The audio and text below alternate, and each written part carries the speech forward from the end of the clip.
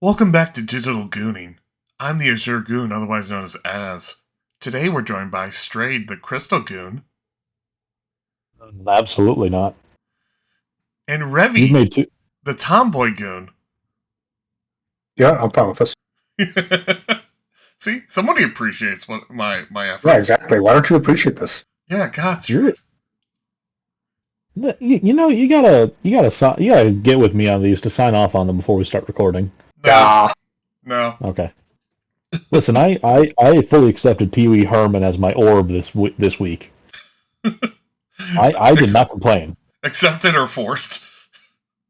No, you said, hey, we don't have a theme this week, we just have a grab bag episode, so I can make anything your orb. What do you want it to be? And I'm like, eh. And I just basically didn't answer you. So you just I left you to your own devices and came back to this, and I said, you know what? I didn't give an answer, so I can't complain. I find it hilarious that you saw the name of the orb before you saw the orb. Orb_P, the PNG. I saw that show up, and I was terrified. I was terrified that I had made an awful, awful mistake by not regulating your decisions. Oh, you should always regulate my decisions. yeah, That's right. too much work. We don't really have a subject this week, so we're just going to shoot the shit, I guess. Yeah, grab bag episode. We could start by talking about what we've played or watched this week. You guys want to go? You decide first. You've brought this up. All right, I'll go first. Go. I've been playing a lot of Zelda shit. I've been playing Echoes of Wisdom, which I've been having a lot of fun with, and I got Hyrule Warriors Age of Calamity. That's the one. Mhm. And I started playing that one today. That's pretty fun. If you like Dynasty Warrior shit. Oh, is that what it is? Yeah, it's a Dynasty Warriors game. It's the second one they made, I believe, for Zelda. They're coming out with a third. Ah, is Yeah. that what inspired you? Not really. I found out I wanted to know what happened before the Calamity, so I thought it'd be cool to play that and get that shit. Also, I'm just in a Zelda mood. I go through Zelda moods. No, that makes sense. So this is fully connected to Breath of the Wild's timeline? Yes and no. So, right as Hyrule's falling, a machine that Zelda has sees what's going on and travels back in time to warn them. Mm-hmm. I don't know if it's going to end the exact same way and you can't change the future sort of thing, but I doubt that. But it's fine so far.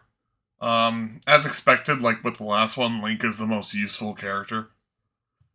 Wow. Zelda is garbage.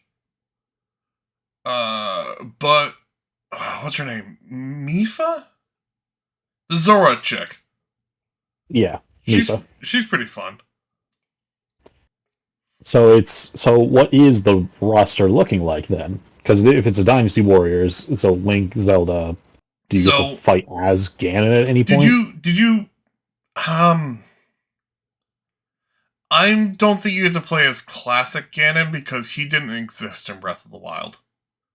This came out before Tears of the Kingdom. I do think you get to play as a form of his Malice.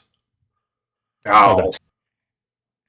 But yeah, Ganondorf didn't come up until Tears of the Kingdom. Gotcha. But did you play Breath of the Wild? I played a little bit, yes. You know, I absolutely did not. So, you know the Guardians that each had their own divine beast, like the giant animal machines. One from each of the four beast races. You get to play as those Guardians. So, Mifa, Daruk, Urbosa. Oh, God, the dick too. I forget his name. The bird dude. Oh, okay, yeah, I know who you're talking about. I can't think of his name either. I think you also get to play as some people from the present too.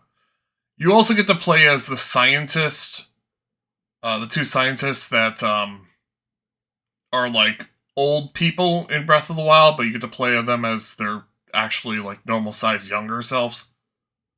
Okay. You know Pyrrha, right? The woman that everyone was going like nuts for in Tears of the Kingdom. Yeah, that sounds about right. Yeah. The first time she was an adult, you play as that one. Not the second time that she was an adult. Because in Breath of the Wild, she found a way to reverse her age to be a child. And in Tears of the Kingdom, she's a MILF. Yeah, it's just so whatever. So the roster's fine. Oh, yeah. Got all the interesting characters that are already dead in Tears of the Kingdom, which is one of the major reasons why I like. I'm sorry, not Tears. Breath of the Wild. Yeah. Which is one of the major reasons why I like Tears of the Kingdom more than Breath. Breath's story kind of sucks because everything happened before you woke up. So it feels like you're finding the story of someone else that was playing the game before you. Where in Tears of the Kingdom, everyone you're meeting are people that you know and form bonds with and actually form a party with you. And that's why that's really neat. I actually really dig the story of Tears of the Kingdom. If you play the story of Tears of the Kingdom, you can just skip most of the fucking thing. Yeah, but then we'd have to do things like read and, No, Tears is voiced. Tears and Breath are... Tears is voiced. Breath is mostly voiced. Tears is... No, Tears has a lot of text, too. Never mind. Wow. No, but that's fun. If you like Dynasty Warriors, if you don't, you'll hate it. Echoes of Wisdom... Go ahead. No, I was going to say, I've never been a huge fan of the Dynasty Warriors, like, style of just these absurd, massive battles that kind of just feel like a meat grinder. Yeah. So I mean, I haven't played a Dynasty Warriors game in, like, recent times, but that shit all the way back on, like, the PlayStation 2 was my jam. Like... Yeah. Echoes is good. Is really, really good. If you like 2D, like, top-down Zeldas, it mixes it up a lot.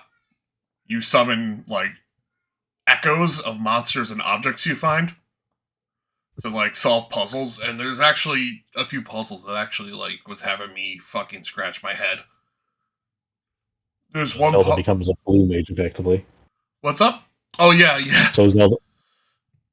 Kind of a blue mage, yeah. Blue mage, though, copies the skills and uses them for themselves by making their bodies do horrific things. Zelda just summons ghosts of things, or echoes as it's called. Oh, so she's a persona. Yeah, that sounds about right. Yeah! Kind of a JoJo character. I was telling you the other day I felt like Moses from Prince of Egypt. Except it's just beds. When I just... I like how it's Moses from Prince of Egypt, not Moses from the actual legend. Moses from Prince of Egypt. No, exclusively from Prince of Egypt. You're playing with the big boys now. That is what I'm referencing. Exclusively from the studio that also brought you Shrek. Preferably, I would like to be Moses from Beyblade. You're playing with the big boys now. Pulls out my fucking Beyblade, splits the Red Sea in half. Oh god! I can't hate Prince of Egypt is an excellent movie. It's just hilarious that it's like I kind of feel like Jesus Christ. You know, that guy, that Family Guy side character. Oh, I was referring to the Playing with the Big Boys song. Yeah. Oh, okay. The one of the cheesiest fucking songs I've ever seen. Oh my god! What the hell is that song? I mean, that movie has excellent music and direction, like almost throughout, that it can afford like a very silly scene occasionally. It deserves its one or two silly songs. Well, the thing is, it starts off kind of hard because they start like listing off all the names of their gods, And then you get to the line, you're playing with the big boys now. Like, I can't do this, guys. You just can't. Oh, hold on, by the way. There we go. Very nice. Ugh. If I recall correctly, it starts off with, it goes to playing with the big boys now, and then immediately follows up with the plagues. Yeah, it's like one of the most beautiful and terrifying pieces of music you ever heard. Yeah, I don't know if it's like that. I don't remember if it jumps straight to that, but yeah, I don't know if it jumps straight to that. Yeah, it might do. Immediately afterwards, Moses starts singing the plagues. Really? It's like it's just like that. Like he goes and says, "Sup, brothers? Flee, let my people go," and then just plagues. Is that how it goes? He doesn't immediately walk up to him and like, "Let my people go," and there's like, "Well, no," and then like, "Well, plagues." But like, that song is like very soon afterwards. He doesn't even try to burn some bush with his brother. Come on. I mean, I think that was before that. I know it was before that. I was trying to make a funny. Yes, I know, but as I've stated before, I follow the Beyblade version of the Bible, so. Oh my fucking. Where he parted the Red Sea with a Beyblade, yes. Yeah, exactly. Which one was this? Was this the classic one? Like, was there an actual Beyblade that parted the sea? Because I'll believe you if you fucking tell me. If you say yes, I'll believe you. Do you think either of us actually know that, or do you think we took the easy route of just looking at memes? I will fucking send you the video right now. It is. So it did happen. There's an image. Revy, I need you to tell me. I can't watch videos while I'm recording. Don't send me your videos. Oh. Well, the title says Beyblade Moses, so the dude explains how Moses parts the Red Sea with a Beyblade, and how Beyblades were used. No, wait. I have one question. Yeah. Is it a dreidel? No. Fuck! Yeah, that does seem like a missed opportunity, doesn't it? Yes! What the fuck? Hang on, let me go back and look at this artwork. Wait, doesn't even though what's the history of dreidels? Is that anachronistic? I have no idea. You have the original Beyblade, and you don't fucking use it? Is that the original? How old are dreidels, though? I have no idea. I thought dreidels were the original tops. Am I wrong? I could be wrong. Hold on. We have Wikipedia. We have the power of the internet. The research division of our Goon department. Oh my god. It's an actual fucking Beyblade. God damn it. They don't show you the model, because I would love to know the actual model he used canonically. He really should have. It's such a missed fucking opportunity. It should have been a fucking dreidel.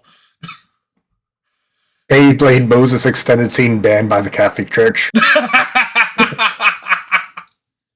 Yes.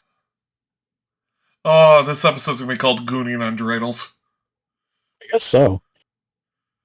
Continuing our search to get banned from this platform. I don't know about this. I don't know if around. I'm not sure if around when Moses was a thing. Oh no, Revy, you can't post me absolute fire while we're doing a podcast. I know this is a fucking meme because they go to the JFK assassination with the Beyblade.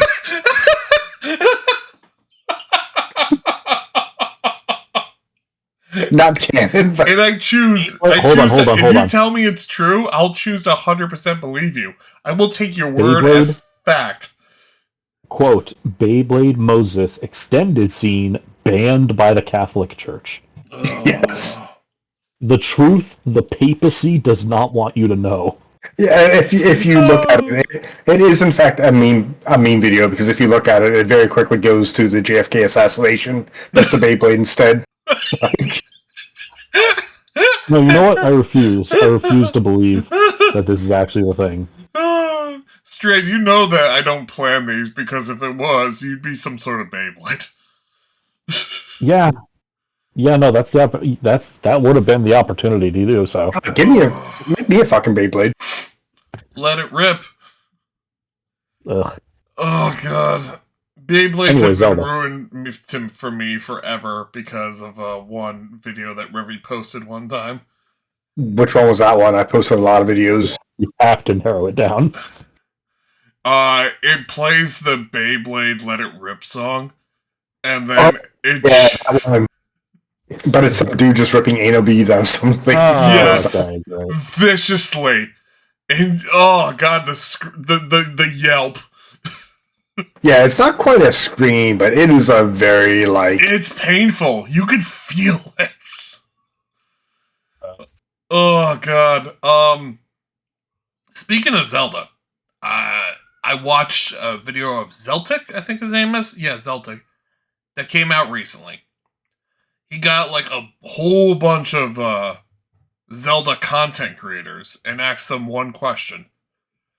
What do you want from the next Zelda installment? And I believe about 90% of them said, not Breath of the Wild. Beyblade. Yeah, okay. I'm not joking. Every single one of them came up and said, "Yeah, if We're you not do we're Breath of the Wild next time, that'd be great." This is fun, but it's too much, and we're good. Every single one of those motherfuckers wanted a hallway. I mean, yeah, more less expansive, more detailed, and meaningful, smaller world. Go back to Ocarina of Time, where there's a temple, but it's more detailed, and you're not just kind of set forth in an open world and told to have fun. They don't want any more of this freeform stuff. They want actual temples, actual puzzles, Yeah, and you can, because of those games, you can technically beat it without really engaging in the content. Mm-hmm. They wanted an actual, also an actual story that you don't, you can't skip and that you can't, spoil for yourself just by playing the game. Yeah, because in Tears of the Kingdom, can't you just, skip all the fucking beasts and go kill Ganon immediately? Yeah, both Breath of the Wild and Tears. Tears takes a bit longer, but yeah, both of them you can skip. You don't have to do any of the content. You can just go there and kick his ass. Yeah. It's difficult, but yeah. Tears is a little weird because you can actually spoil one of the major plot points for yourself just by finding one particular memory too early. I lucked out.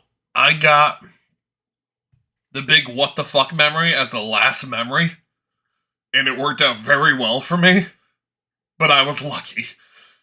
I don't think it'd work that way out for everyone. The memory at the very bottom right of the map is the big, what the fuck memory. I don't think that's a spoiler, right? It's too late now anyway. I was going to say, the thing's been out for 5 years or whatever. Oh my god, has it been? Probably. A little bit. Oh, fuck me. Time is melting away, and soon everything will be dust. Yeah, I'm not a Nintendo fanboy, so I have not engaged. The only reason I even own a Switch is so I can play fucking Pokemon and Fire Emblem. I didn't even know this, and I can't believe I didn't know this. Switch 2 is out. Yeah. Yeah. I didn't know it was out. You didn't know that. It's $600. It's the same reason I'm not getting a PS5. And I was about to say not getting a PS5 for a while. I probably never because they're already making the PS6. Yeah, I have the PS5 in the other room. It has no games. Exactly.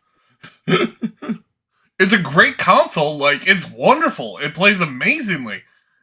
It really has no games now, especially since Stellar Blade's on PC. So yeah, all the games I'm playing for are PS4 games, Final Fantasy 14. Actually, no, that's a PS3 game, but I don't really like judging it it's like not that. A PS3 game. We banned the PS3. When we ban a system, it's no longer part of that system. Dude, I cannot tell you how happy I was to have the PS3 just extinct. Yes. Yeah. Yes, PS3. Just fucking Thanos snapped it, into dust. I can't wait till they do that with the PS4.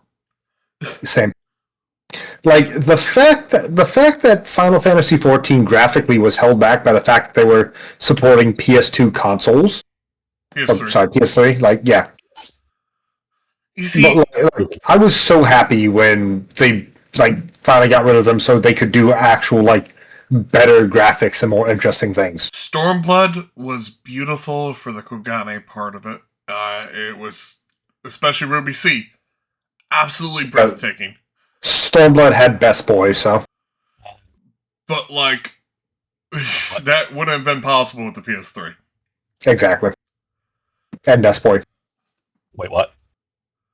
I think he's talking about that lame doofus of an Agarlian there. Xenos? Xenos is Best Boy. What's his name? Xenos. Yeah, that loser. Dude, I fucking love him because he's just sheer spite. I know you love him. I know you do. Like, we will get off track if this continues. No, I mean, we're already well off track, dude. Like, Xenos is by far, like...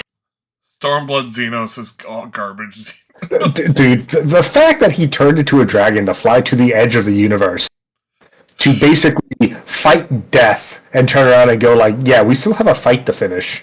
1v1 me, bro. Yeah, 1v1 me, bro. I know he just killed death, but, you know. 1v1 me, bro. 1v... Yeah, that's what he did. No, I'm not arguing with you. He let you fight on top of him, just so he had a chance to fight you. Yes, like... He patiently waited his turn. That man is like Speedwagon levels of like... Man even gets hit once. Speedwagon is scared. Yeah. Speedwagons will never be beat because the man is like giggling and over like cutting into Jonathan's arm with a blade, and he's like, "Ha! We're gonna get you!" And then you get punched once, and it's like, "I am now. My morality has done a hard 180. I am dedicated to you for life. I am generational world." Generational servitude. Yeah. I will start an entire foundation that will exist to do nothing but fund the Joestars. Yeah, like, you need a fucking submarine? Sure, here's a submarine. Like, that man got punched once and experienced a whole sexuality shift. Yeah, exactly.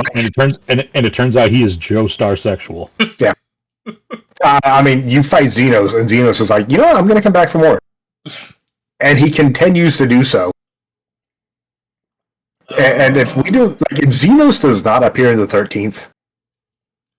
The 13th, he has appeared in the 13th. He's coming back. He's, oh, fuck, what's his name? Golbez. Yeah. Xenos is Golbez. Yeah, but he's coming back. I'm waiting for him to take off his helmet. If we go back to the 13th, yeah, I mean, what do you mean take off his helmet? You've seen him take off his helmet. You've seen him without his helmet. It already happened. Yeah. Yeah, well, again. And he's dead again. Oh, God. Look, I mean, I like Xenos. Fucking Azure over here likes Graha. I do. I really do like Graha. Graha is such a fuckboy. Like, I just can't stand him. I know, and I love it. You know, the longer the game goes, the more and more weird it is, the fact that the twins aren't growing up. Well, like, longer. The game's already in a weird spot because, like, you as the main character have gone to the edge of the universe and basically murdered the god murdering worlds. Mm-hmm. Murdered the god that's killing other gods. Yeah. Yeah. And then it's like, like, everything after that is a joke, essentially. Kind of. It does. I think I do. This is quickly turning into a Final Fantasy podcast, but that's fine. It is a little bit one of Dawn Trail's disconnects. It's like they tried to emphasize that's like, oh well, it's not going to be like too different. Like, you're still an adventurer. There's still going to be hardships and like stakes, and not everything is going to be on the same scale. And people kind of agreed with that, but then they started trying to have, fuckboy Lizard be taken seriously. Yeah. Like, and it's like, no. Like, what I think they should have done, at least in writing, at the end of Endwalker, is they should have found a way to, at least story-wise, explain away how the Warrior of Light has lost a large portion of the power after the fight with the Goth Chicken. The Goth Chicken, yes. Yes. That is her name now. Goth Chicken. Yes. But like, they should have found a way to kind of, like, help explain, it's you don't have to lose all your power, but like you no longer have the crystal and whatnot, because like, yes, like, I love Dawntrail, and I love everything about it, but yes, it's the whole like oh, well, we're gonna go fight this guy. It's like, well, I killed the god of death. Like, what do you offer me, lizard man with two heads? One thing about Endwalker that I love that they really didn't do much in Dawn Trail. Endwalker had amazing instances. Excuse me. And like you felt like it felt like really, really amazing for the story. Dawn Trail doesn't really have too much of that except for sneaking around. Well, I give Dawn Trail a pass, kind of like I compare Dawn Trail on like the level of almost like Heaven's Ward Stormblood. Whereas, like, not to say it's not good, but like you've wrapped up your entire story arc. So now you have to write a whole new story arc and start things anew. So I'm willing to give it a bit more slack on kind of like the dungeons and whatnot, because like, yes, they're still probably trying to figure out what they want the story to be, where they're going from here, that type of level. Like, yeah, some of the dungeons I do really appreciate in Dawn Trail, but like, yeah, they're not all on the level of like Endwalker levels of, you know. Yeah, in terms of story, it's my third favorite, but in terms of gameplay, it's my favorite. I mean, like, it's probably my second or third favorite in terms of like story, because like I love Wuklemat, and the entire thing that they've done with like Alexandria and Alexandria should have been its own fucking expansion. Yeah, it was a little bit too mixed. Yeah, yeah. Well, like, it's not that it's too mixed. It's that like the rest of Dawn Trail is an excellent world. Like, the entire fucking Wild West settlement that they have with trains. And we never use any of it.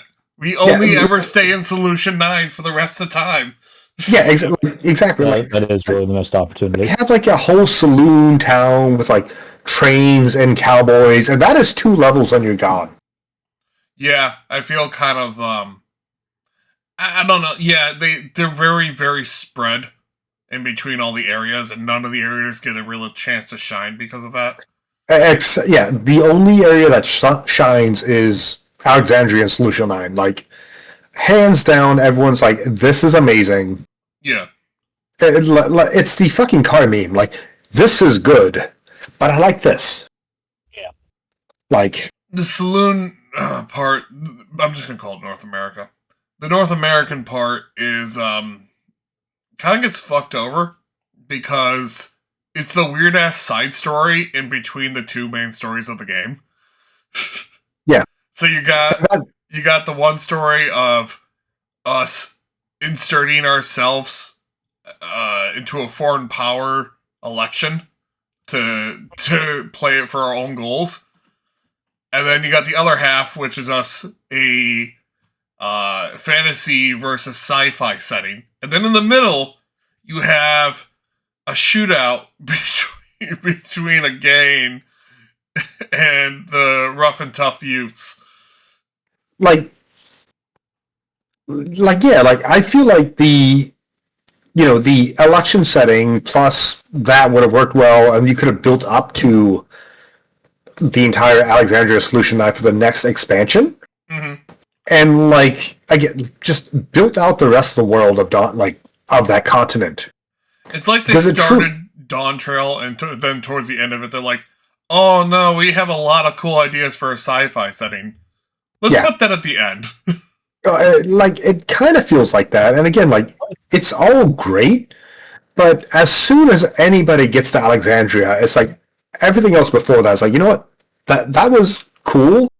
But this is significantly better, and I am going to completely forget about the cowboys and trains. Yeah. It really feel in retrospect like it was kind of struggling to decide on one thing to stick with, and by trying to merge the 2 a little bit too much, it kind of irritated a lot of people. What am I? Yeah, I wanted to live in the world there before moving on to the next one, and it feels like we just dove immediately into, again, like Alexandria, and just that was the, I do want to point out that before we enter Solution 9, we build a suicidal terrorist train to the beat of a Disney song. Yes, but and that is one of my favorite parts of the entire game. Yes, but that goes back to the whole like fucking cowboy setting where we took their train. I know. I just want to point that out every opportunity I can. I also like the song "Smile." It just never fits it just never fits anything. Oh, we just killed an entire city worth of spirits. Hey, play Smile for me. Thank you. Yep. Siri, play Smile, and then unship my pants. Alexa, play Smile. Jarvis, draw him as a Wojak. Jarvis, unship my pants. Jarvis. Oh, God. So what have you guys been doing this week? Remember that's when we were talking about at the start? Jarvis, remove the Goku file from his game. Oh. Okay. What you guys been playing this week? One of you two. Go ahead. Jarvis, impregnate my body pillow. Anyway.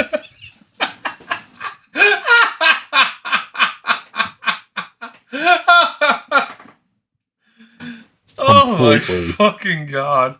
Completely nowhere.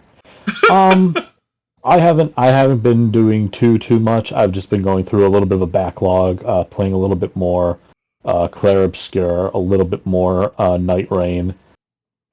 Trying to get back into RimWorld as the expansion was fully announced and confirmed to be releasing next month in July. So I'm waiting for all the new opportunities to commit multiple war crimes.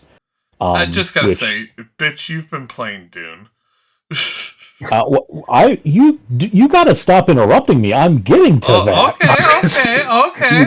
You were playing Dune, and we watched you play Doom, and then yes, I'm not. I wasn't going to say I wasn't. We've ever watched. I was going to say that. You can't interrupt me. You wait until I stop, and then you tell me to fuck off. I'm sorry. Yeah, we just watch you lose your pants to a sandworm, is all we're saying. Yes. You know what? Yeah, actually, 110% exactly as you said that. Hey, you guys want to talk for me? You want to tell me what I've been doing with my week? Because you guys seem to have it on lock. I listened to you two fucking babble for a long ass time, I get to sit here and have all my things questioned. Man, I am drunk and my lips hurt. This explains they apparently don't hurt enough with how you're babbling. Oh fuck! I need more booze. Anyway, yes, I've been playing Dune Awakening. I've been playing actually kind of a bunch, which is what I was going to get to. I apologize. Go ahead. Anyway. Explain Dune and John Dune, your character. Explain John Dune. No, it's the new survival game that it's Funcom, I believe, is doing it, or at least they're hosting it. I'm not sure if they're developing it. No, they're developing it. Set in Dune, it's kind of a thing that people have wanted for a long time from the franchise. It's just kind of a open world survive on Arrakis, which sort of seems to be like, I would say like not every fantasy or sci-fi series is like beholden to an open world like this or a survival game like this. Dune really feels like the theme of its whole setting. It really is well served by a dedicated survival game. So it's and obviously like the more recent movies have attributed to this being very popular. Like it is currently #1 on Steam in terms of concurrent players and just being sold. Is it? Good. I was gonna say, is it #1 concurrently on Steam in terms of players? I don't know. I'm sorry. In terms of concurrent players, I'm not sure, but in terms of top sellers on the Steam's list, yes. Top sellers right now at time of recording is Dune Awakening. Until you started explaining things to me about that game, I honestly thought they were on Earth this entire time. Why would you think this? Because I know nothing about Dune. That's fair, but I mean, what part of did you think this was like Planet of the Apes? Yeah, kind of. Like I thought it was just like a post-apocalyptic like Earth setting, and people were just fighting for resources. No, that is it's an alien planet. You know, I don't know. Did the worms tip you off? Did the giant sandworms tip you off? Oh no! You explained it to me. So you explained it to me that it was an alien planet, and that's the first time I learned that. I would like to point out currently on SteamDB, as of right now, Dune Awakening is above of Tom Clancy's Rainbow Six Siege and Marvel Rivals, and PUBG and Night Rain. For Would what? you care for concurrent players? Okay. Wait, it's above Night Rain and Rivals? Yes. Wow, holy shit! It currently has 130,000, and Rivals has 101,000. Would you care to guess the game above it? Oh, actually, ooh. Huh. Guess the game above it right now. Yeah, it's not Rivals. It's not Stellar Siege. Blade. It's not Night Rain. No, Stellar Blade, unfortunately, is at 39,000 right now. Wow. Okay. It's also like I am talking directly above it. So also Dota 2 and Counter Strike 2 are also out. Well, yeah, no, Dota 2 and Counter Strike are going to be way. Is it Helldivers? This is Steam only, right? Yes, I'm looking at SteamDB, and don't cheat. Huh. I'm not sure. I mean, would you like me to tell you? I'm deadly. Yeah, I don't have any more guesses. I don't have any more guesses, so go ahead. It is fucking Bongo Cat. I'm sorry? Hold on. Bongo Cat has 142,000 concurrent players. The fuck is Bongo Cat? Oh, it's free, that's why. What the fuck is Bongo Cat? Is this one of those PC things? Like you just add it to your... No, it's not. I need to know. What somebody post Bongo Cat. I need to know what it is. Oh, it's literally... you just have it there. And you just go about your business. Yeah, it's like a taskbar thing. Are you fucking serious? I'm not installing this. I'm not installing this. This is fucking spyware. Bongo Cat needs your help. Bongo Cat needs more hats. Every time you press a key, Bongo Cat will punch your taskbar. Type, click, play, work to collect more points. What hats will you find? Dude, like, fucking Dune Awakening is at 130,124. Oh my god. Fucking Bongo Cat is at 142,312. You know what? To be fair, I fully accept that Dune just cannot compete with this. I mean, there's no way. There's just no way. Oh, yeah. You make a quality product. They put in the work. They see the themes. I mean, yeah. What can you say? Hail to the king. This legitimately just slaps your taskbar every single time you type a letter. Like, perfect. It's hilarious. Anyway, Dune. Dune, yes, the game where you don't have to stab a person to stab them. No, you stab them. You stab them. I watched you. If you're about to complain about like models, like collision in an MMO of all things. Yeah, like no, like you play Final Fantasy. You cannot complain about model collision in an MMO because they all have like everything's being tracked. Like Final Fantasy, every single one has collision issues. Pretty good about. When was the last time you hit someone with an axe? Actually. Yeah. Or did you just swing it and you were close enough that it kind of hit them? Like I hit them all the time. I don't know what you're talking about. There are plenty of things that hit Dune on, but the fact that it's an MMO where you can stab somebody with a dagger and miss by like 2 feet and then take damage is fine. Like that's just an MMO. Like Justin. Yeah. Anyway, this is fun. It was just funny to see. That's all. It's not like an action combat game where like hitboxes truly matter. Anyway, so action survival MMO. And you got forward by a worm. Yeah, okay, so I briefly So this game very much does it front loads its fan service a little bit, and it definitely takes a step from the movies. I mean, the very first scene of creating your character is one of the very first scenes from the book, and one of the most famous ones of doing the whole Gom Jabbar thing, where you're supposed to put your hand in the pain box. And it's one of the first scenes in Dune itself. It's one of the most famous things. That you just go through. I think it's kind of weird because I think in the book it's very much, and then I guess in the movie too, it's supposed to be like weirdly unique for Paul, the main character, to be going through this when he's not part of the Bene Gesserit sisterhood. Obviously not. So it's kind of weird that your character in this is going through it as well.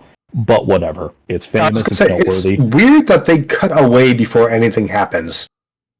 Yeah, you don't get to hear your character scream out in absolute agony. Yeah, there's no screaming, there's no nothing. It's implied, and then they just leave it alone. I guess you did it. Yeah, like unless everything that's happening in this game is some sort of like death hallucination, or like they pulled your hand out at the last second. It was like, just a joke, bro. Like, surprise, you're going down to the planet anyway. But it was a prank, bro. There's a camera right over there. Yeah, just a prank. But yeah, front loads its fan service a little bit. I mean, there's character customization that has absolutely no actual gameplay purpose. It just has dialogue options with certain characters to say, I am from this place. I was this when I was in my normal life.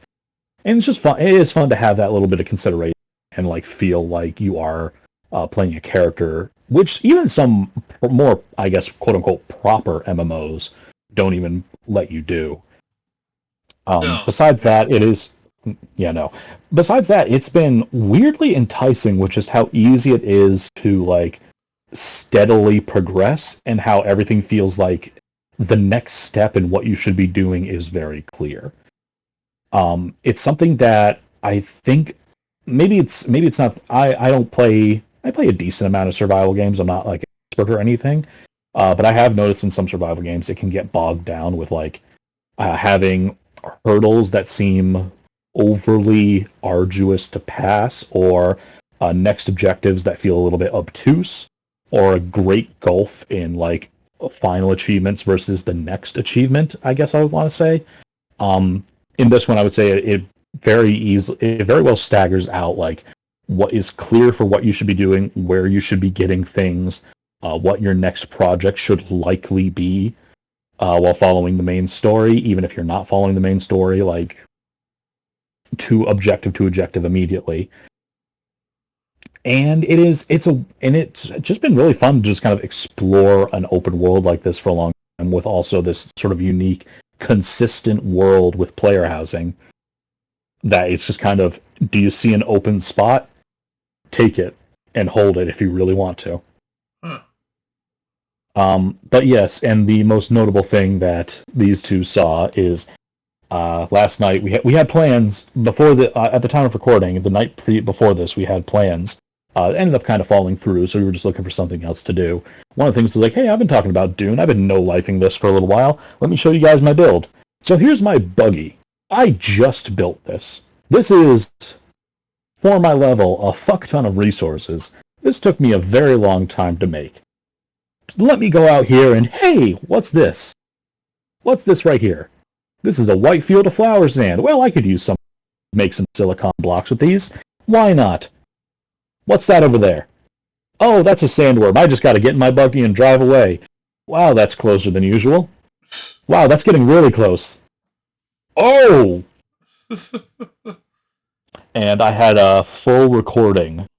I guess not recording, but I was streaming to these two of the first time I died to a sandworm.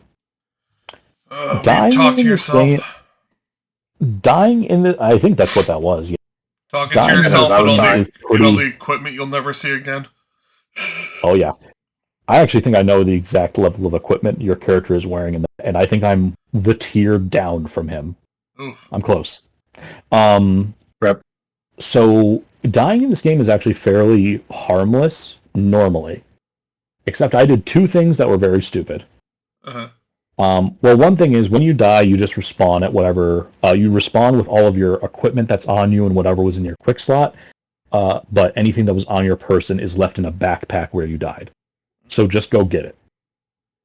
And I think maybe if you die again when the backpack's out there, or I think someone else can claim it before you get to it.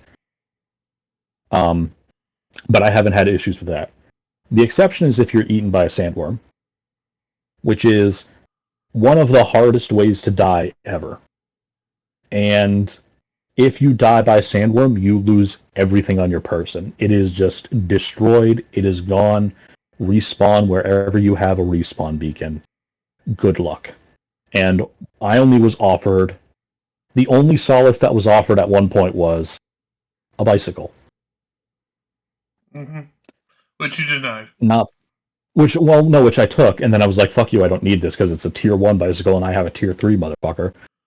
Well, you didn't have that tier 3 on you, apparently. But I didn't have that tier 3 on me at that time. So I tried, and I, for some reason, didn't have a respawn beacon inside my base. So the only place I could respawn was in the main town, which was pretty close to my base, but across a sand dune. A sand dune that I really couldn't just sprint across without attracting the worm again. So my session of wanting to show these guys my cool, like, tier 3 or 4 character, level 60, steel level, like, equipment, going out and doing things and playing the cool fun game where I get to be the cool fun Dune man, was spent getting my shit pushed in an absolute funk because I just lost a massive amount of progress because of my buggy got destroyed. I could lose my equipment, but it was the buggy getting ruined that really fucked me. Yeah, and then spending like a good 15 minutes, I want to say, doing nothing but respawning, trying to sprint across the dunes, and getting eaten, and then trying again. Shaking those tasty yams for that worm to eat. And did you finally rebuild your buggy, or? Oh god, I'm nowhere close to that. No, so let me finish that off by saying I eventually did get through it. I'm fairly certain it was only because I glitched out, and that I was able to, like, do one of the Swordmaster... I was able to, like, just as he was about to eat me, do one of the Swordmaster's, like, charge abilities into nothing, and I think I glitched through him, and I was able to sprint the rest of the way before he could line up another attack. So I did make it back to my base, and I've been, like, trying to resupply since then. Nice. But I will say that, I know this only happened less than 24 hours ago, from when we're time recording. That did put me in a bit of a funk for this game, I'm not going to lie. And so I am going to need to get back into the mood to actually go through, start, like, gathering up the resources I need to get back to where I was. But such is the way of the survival game. I totally understand that. No, and I think that's why, to your credit, why I think you said you try to avoid these kinds of games for that reason, is that it's just too devastating. Yeah. Which I totally understand. I am a little bit devastated. It hasn't killed me on the game. Far from it. I'm still very much into this. Yeah. But holy shit, did that put me in a mood. Zenless Zone Zero Season 2 came out. And I enjoyed the characters, I enjoyed the story. I do not enjoy the forced shop you have to keep going. I mean, the story was alright, but, like, you wanna stay in the modern day city. You want to be the hacker girl. Yeah, like, I enjoyed the modern day city. I enjoyed the old HDD with the, like, TV screens and kind of like the weird graphics and whatnot. Yeah, I like what we're doing now with the open world and the fighting, but I get what you're saying. Like, I enjoyed, like, the open world is fun, but we're falling into, like, the, you know, Far Eastern kind of graphics again. Yeah, I think this is just what we're going to be for the season, and they're going to figure out what works well and move on to season 3 with something new, probably. Yeah, maybe, but, like, even the story this time around, where, you know, like, the, well, it was, like, secretly the Union was the bad guys, the big corporation. That sucked. That was fucking garbage, I just want to say. No, you don't understand. The CEO that was jipping them off of all the... I shouldn't say jipping. I just realized that's kind of a slur. We get what you meant, though. The CEO that wasn't paying us for anything that we needed to live our lives, he was the good guy taking care of us all along. It's this evil doctor and union that's against us. That was fucking weird.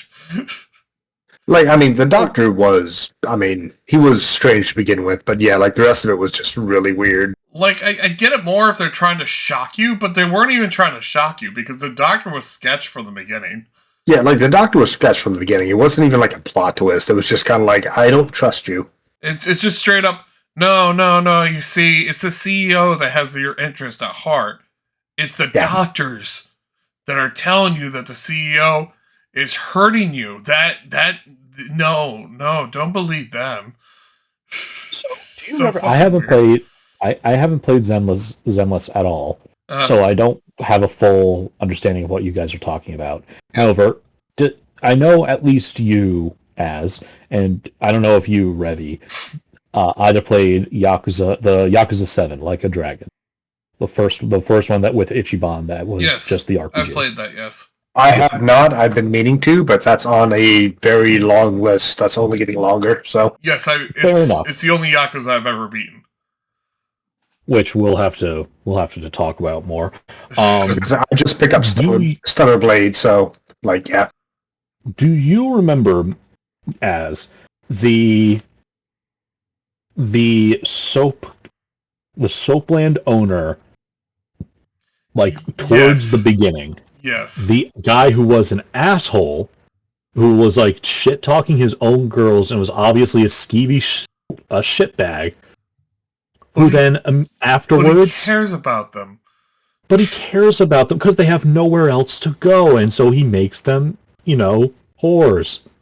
He gives them job as, prostitutes. And he specifically brings up the girls that have nowhere else to go because then they work harder.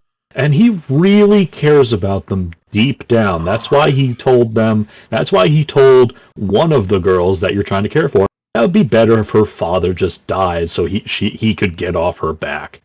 Look, man, he cares about them. There's such a pimp with a heart of gold. And here's the thing, the Yakuza series has a problem with that kind of overall. Yeah, and you always know they're about... You always know they're about to peddle their bullshit because it's the same fucking song every time. Oh no! Thankfully, no. That's the side quest theme. It only appears with the side quests. The Feel Bad For Me song. That I know the precise one you're talking about, but that's only for the side stories. That doesn't appear in the main story. But no, and I am genuinely talking about like just that main specific person. That's like, I don't understand what the message here is. Who is this? Like, you just got over like how much of a piece of absolute dog shit this guy is to basically everyone around you, and how and you made it a point that the only reason of the 3 people in this party, 2 of them like are walking out in disgust, and the only other reason is the main hero said, "Listen, we need the money. We gotta work for this guy." But then you don't actually change his actions or behavior that much. And then they're all of a sudden like, oh man, we gotta avenge this guy. Spoiler alert, he fucking dies. And like, oh man, we gotta avenge this guy's dream. Why? It's like why? Like no, this is a like his death is a problem that we need to solve. Don't get me wrong. Well, you see, he looked Ichiban in the eyes and told him that he wanted to open an even bigger fucking pimp palace. I do want to. A little bit. I do want to, before we move on from Zenless, I do want to say that I saw footage of the new character named Alice, who is a bunny, because of course she is. Yeah, I mean, why not? She fights with a rapier. Yeah, I figured that out from the screenshot. I have not actually watched it, and... I need to say something about the footage. No, go ahead, fine. She fights with a rapier. But every now and then, she just gets sick of the rapier she's fighting with. She throws it away and pulls out a brand new rapier. Constantly. You know what? I was going to say, I can appreciate that because the rapier is, in fact, a gay weapon. But the fact that she pulls... the fact that she pulls out another is just kind of... It's just hilarious. She just throws it into the ground and pulls out another one when she gets bored with the one. Like, I would appreciate if she like threw it on the ground and picked up like a brick. And then she's just rubbing it against her breast. Oh really? Now I'm interested. Hang on. It's so weird. It's so weird. I guess they're part of the Scooby-Doo faction. So there's just like an entire they're called the Spook Shack. Oh. So I guess they're just gonna between that and the lizard with a talking gun that apparently is also in this, like. Yeah, though she's part of Opal, I think. Is she? I think so. She works with Trigger. Ah, then she might be an Opal squad. So I think she's an Opal squad. I could be wrong though. But yeah. No, Alice looks fun. I'm hoping because they're introducing. So Straid, they have in-game bosses that are weak to every element. Like there's at least one boss that's weak to like each element, except for physical. There's been no endgame bosses that have been weak to physical so far, which makes basically every physical unit worthless. Yeah. In a weird way. But now they're introducing 2 physical characters for Season 2. And so I think that's their way of saying we're going to be introducing like a single boss that's weak to physical. Jeez. And it's going to be part of the Scooby-Doo faction. Yay. No, but she looks fun. There's also going to be a bikini version of her, so yeah, I'm probably going to pull for her. I was going to say we'll have to wait to see what the skin looks like, but... Oh, the skin, you can see it. It's like a bikini and a skirt. Well, is that the end of the video, or...? No, that's not in the video, no. You'd have to look... You'd have to look that... I mean, that is too much work for this podcast. Hold on. It was in one of my Discords. I'd have to scroll up and find it. I do not get paid enough to look for it, so... I found it, bitch! Man, I'm drunk. That's a good idea. Yeah, that's the summer skin for Alice right there.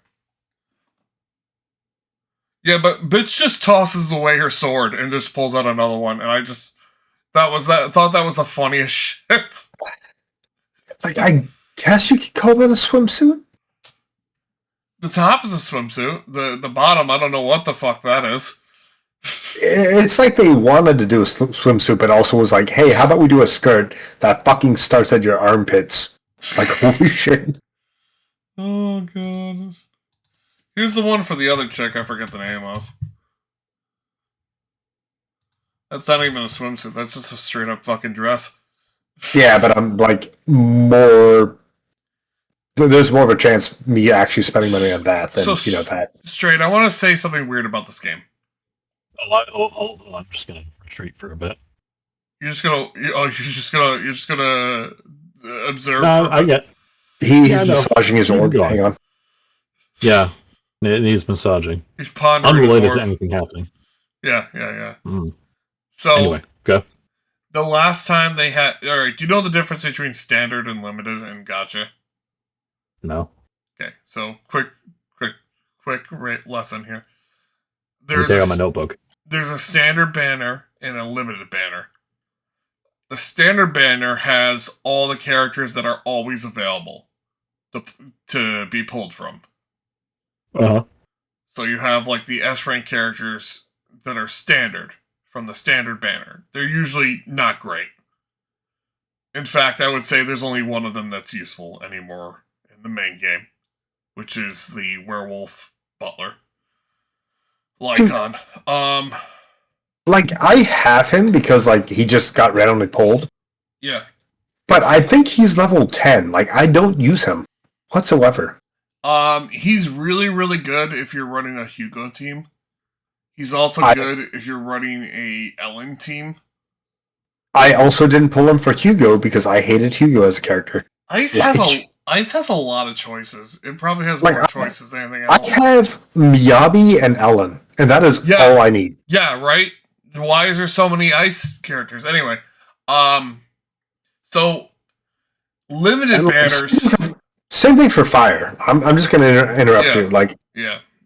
Fire also has a shit ton of characters. It really only has one attacker. That's good.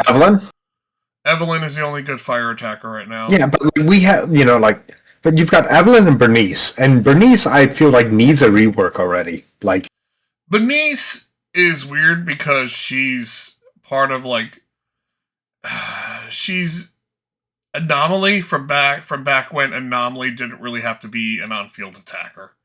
Yeah, like, I feel like between Trigger and the annoying pop star lady, Astra. Yeah, I fucking hate her. Literally the best character in the game. No, literally the worst. No, you're wrong. And I'm not the it's worst. Not even up for debate. I fucking hate her. That's fine. You can hate her, but she's literally the best unit in the game. Like I feel like Bernice needs a rework. Because those two are like, yes, they are Anomaly, but they completely work off screen. I think she works for either Vivian or Jane teams, but nothing else. She does, but like, again, she's just kind of like power creeped. And like, I enjoy her, but like, she needs to be reworked to be kind of like, competitive. I don't think that's going to happen anytime soon. It should happen because it just did Ellen. But anyway, Straid. Limited banner are banners that run for a limited time. They're where you get your actual good S rank characters. Okay. Do you understand? Sure.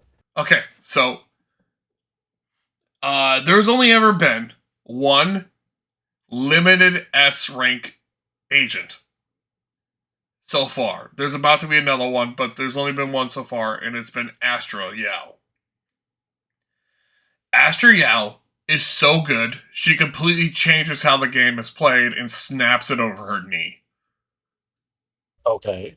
She provides like 5 fucking buffs. She can make it so every time you switch a character, you do like a mini ultimate attack. And she can remove herself from the agent switch list, which is incredible because you just drop her in, press one button with her, and then your team becomes a 2-person like back and forth team that's constantly being buffed, and you don't have to waste time by pulling her out again. She just stays on the place and sings until you're ready to use her ultimate, which, by the way, heals you for like 25% of your health. Yeah, but I mean, if you're a good player, you don't need to heal to begin with, so. Regardless, she just constantly is buffing your team. Trigger is significantly better. Trigger's a stun. The thing about Trigger, you can play Trigger with Astra. No, I refuse. Oh my god. I refuse on principle, Pips. Anyway, Astra is rated the top #1 unit on every single streamer team. Like, if you don't play with Astra, it feels like you're playing the game wrong. Well, they are all wrong. So, people are kind of going crazy for another S-rank limited support because of the fact that the last time there was one, it completely just broke the game, and every single top-ranked team has Astra in it. So, people I at least understand that part of like a game having a character that is so overpowered that it's impossible to ignore them. Yeah. So every build ends up centering around them. Before it was Miyabi was the best attacker, Astra's the best supporter. Now you have Miyabi and Yi Xuan as the 2 best attackers. I'm hoping that this new S-rank support like changes the game a little and provides like more unique teams for people making videos, but we'll see. Yeah, I mean, buff Bernice and buff Zoo. I think she only buffs I'm not talking about buffs. I'm talking about like I'm talking about the developers buffing them, not fucking her. I think the new S rank, the redhead there that I posted, support agent, I think she only buffs Anomaly. I mean, probably, because Anomaly's been hurting for a while, so. Alice is just replacing Jane. Like, I think she's a counterattack agent. I literally think she's just replacing Jane. Probably. But yeah, I'm interested in the future of Zenless. I'm hoping that I'm able to switch up my teams more and not just have Astra in every fucking team. That would be interesting to do that. Why do you have her in every team?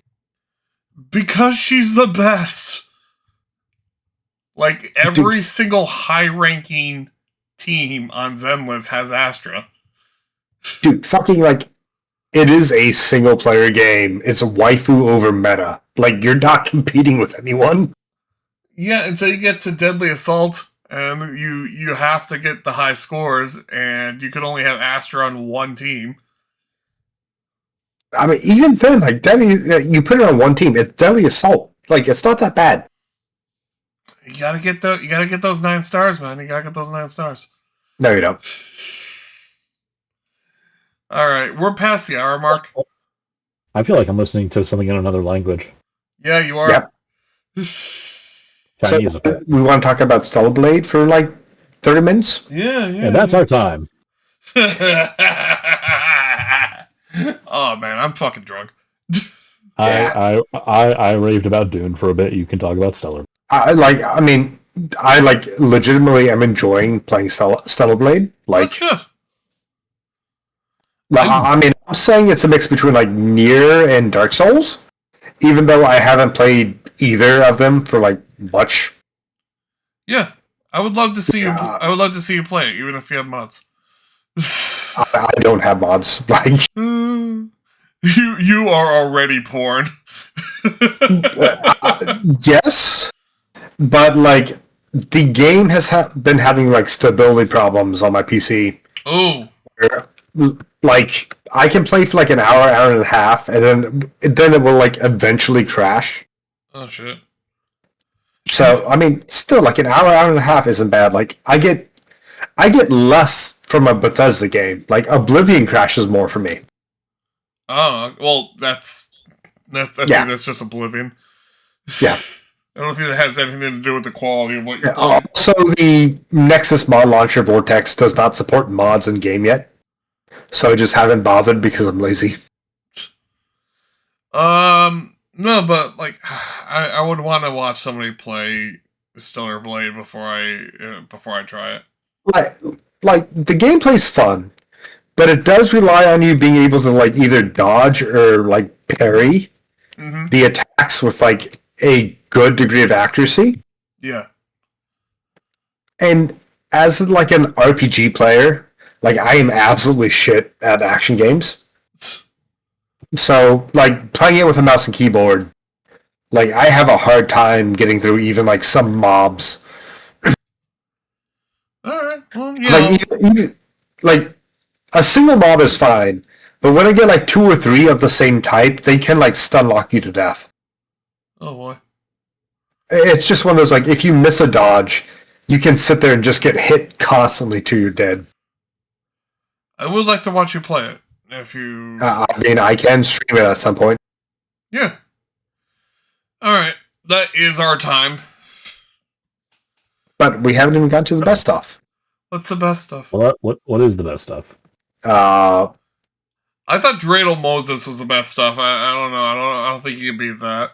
I mean, we're going to now rank all Gundams on a scale of 1 to, S to D tier on fucking sexy. Okay. I'll put Burning Gundam on there. I have work tomorrow, man. I will put the OG Zaku as S rank. Good night, everyone. Boo. Bye. Jarvis, unship my pants.